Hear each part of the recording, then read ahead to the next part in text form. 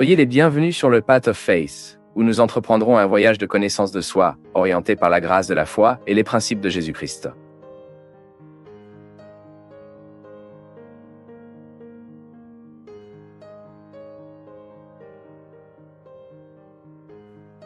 Pontius Pilate était le gouverneur romain de Judée entre les AD 26 et 36. Cela signifie que Pilate était le chef de la Judée au service de Rome dans tout le ministère terrestre du Seigneur Jésus. Son nom suggère qu'il était romain de l'ordre équestre, et cela signifie qu'il appartenait à la classe moyenne supérieure.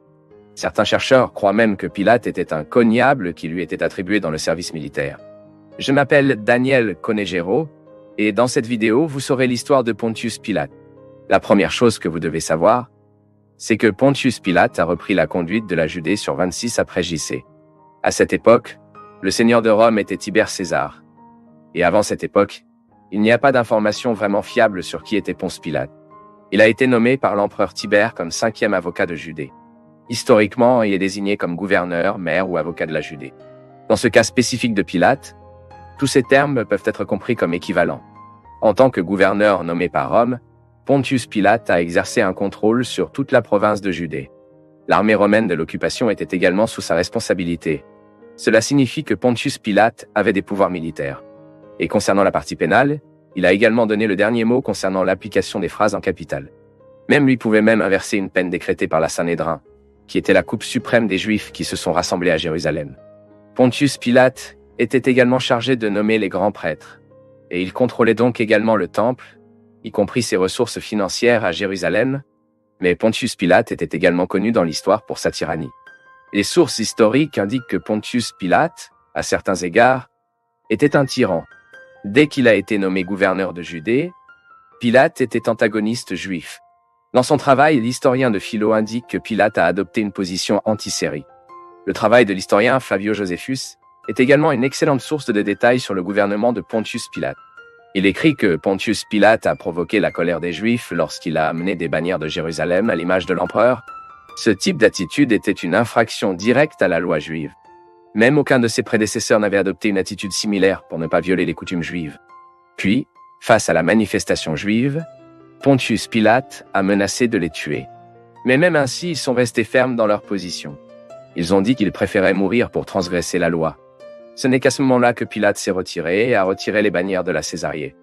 Ensuite, Pilate était toujours la cible de nouvelles protestations, lorsqu'il s'appropriait l'origine monétaire du temple pour construire un aqueduc. Ainsi, des milliers de Juifs se sont prononcés contre cette action de Pilate, et à l'époque, le gouverneur romain il a placé des soldats déguisés dans la foule, et avec leurs armes cachées, ils ont tué de nombreux Juifs. Cette nature tyran de Pontius Pilate est également évidente dans l'évangile de Luc.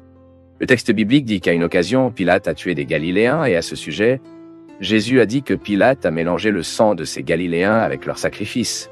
C'est aussi à cause de son comportement tyran que Pontius Pilate a perdu sa position de procureur de la Judée. Il a ordonné un massacre contre un groupe de Samaritains qui se sont rassemblés sur le mont Gérizim pour chercher des ustensiles sacrés qui auraient laissés par Moïse là-bas. Et à cette époque, de nombreux Samaritains ont été tués lâches tandis que d'autres ont été capturés. Mais bien sûr, Pontius Pilate est devenu connu dans le monde entier en raison de son implication dans le jugement du Seigneur Jésus-Christ. La Bible dit que lorsque Jésus a été arrêté, il a été conduit à Pilate. Le Sanhédrin avait déjà décidé de la condamnation de Jésus, mais en tant que gouverneur de la province, le Pilate était à hauteur du procès pour la peine de mort. Cependant, dans l'épisode du procès de Jésus, il semble que la posture de Pilate ne se souvienne pas du tyran décrit par les historiens. Au contraire, Pilate apparaît même comme une personne faible et irreste. Peut-être que cela peut s'expliquer par la condition précaire qu'il était à ce moment-là. Pilate avait déjà été impliqué dans de nombreux problèmes en Judée, et il craignait probablement que sa position puisse être en danger. De toute évidence, l'empereur romain n'était pas satisfait des manifestations dans ses provinces. Et quelque chose de tel pourrait générer une révolte compliquée en Judée. Par conséquent, les évangiles ne montrent pas Pilate comme quelqu'un qui voulait condamner Jésus. Jésus avait été faussement accusé de représenter une menace pour l'Empire romain, mais Pilate n'en était pas convaincu. Pilate a même été impressionné par le fait que Jésus a refusé de répondre aux accusations que les dirigeants juifs ont présentées contre lui. Et le texte biblique déclare que 3 fois Pilate a admis que Jésus était innocent. Même l'évangile de Matthieu enregistre quelque chose d'intéressant à ce sujet. Il dit que la femme de Pilate avait été avertie dans des rêves de l'innocence du Seigneur Jésus. Ensuite, Pilate avait certainement peur d'aggraver sa réputation avec Rome en condamnant un innocent à mort. Mais, d'un autre côté, il ne pouvait pas non plus contredire les autorités juives, même s'il savait que Jésus avait été arrêté pour envie.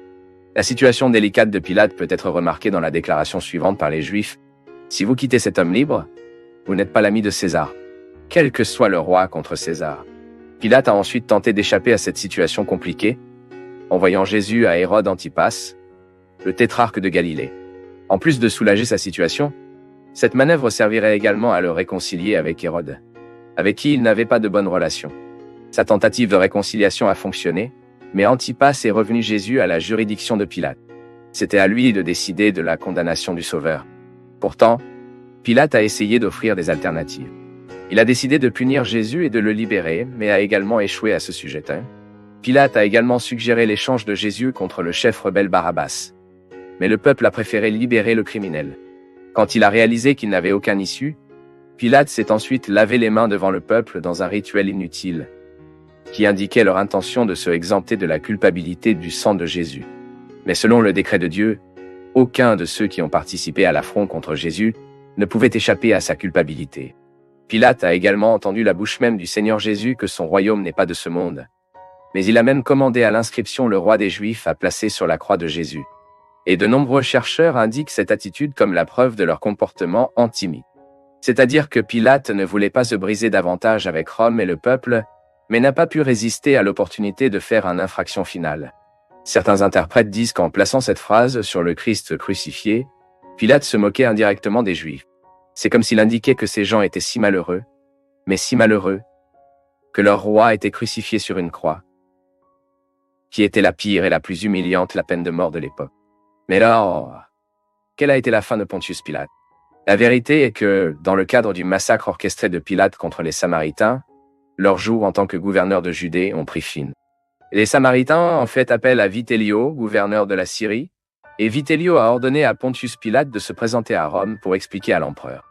Et après son départ à Rome, on ne sait plus sur Pontius Pilate. Il semble que Tibère est décédé avant l'arrivée de Pilate et il n'y a pas de compte de son procès. Une très vieille tradition grecque indique que Pilate a été contraint de se suicider sous le règne de Caligula, mais il n'y a aucun moyen d'être sûr. Plus tard a également émergé des légendes qui ont allégué une transformation du caractère de Pilate. Certains d'entre eux ont même dit qu'il était devenu un homme juste et gentil, et d'autres ont parlé de lui comme un converti au christianisme. Mais ces rapports semblent être un pur fantasme. Les meilleures sources concernant la biographie de Pontius Pilate indiquent sans aucun doute une fin mélancolique du procureur du Judéen déchu.